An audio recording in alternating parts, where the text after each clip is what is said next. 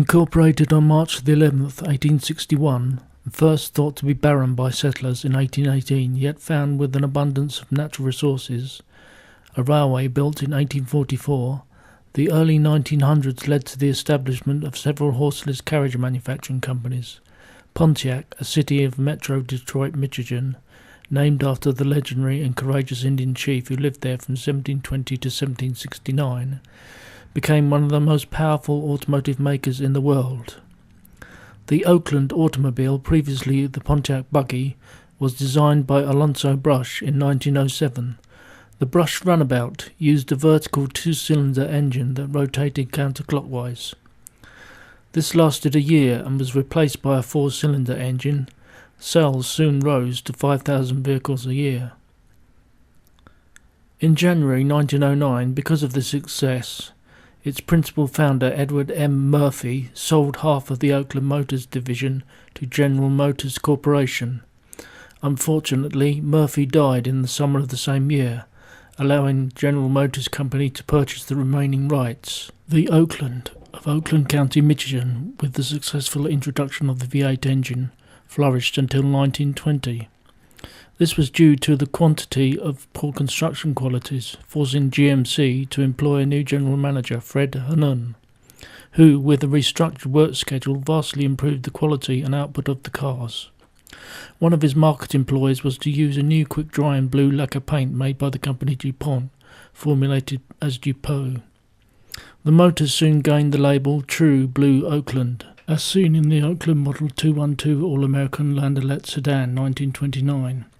Alternatives to this being the Oakland Sensible 6 sedan 1917, which has a shorter wheelbase, and the original opal green Oakland. From the 1920s to 30s, as the vehicle boom continued, the population vastly increased in size due to the influx of thousands of skilled automobile workers moving into Pontiac's automotive industries, and so the city experienced tremendous growth in its warm and fruitful climate. Many an Oakland automobile will be, and still is seen, I expect, travelling down Main Street Pontiac today.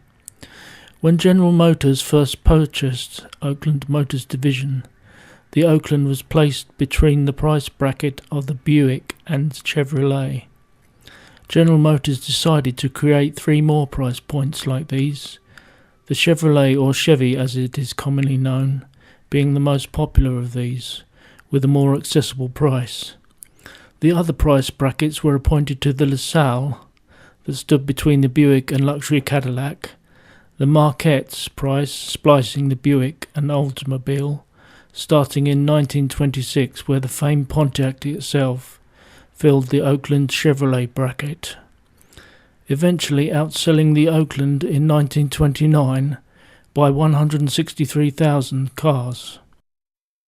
2 years later, of course, in 1931, the Great Depression put paid to many great factories, the lower price bracketed Pontiac outstripping the Oakland.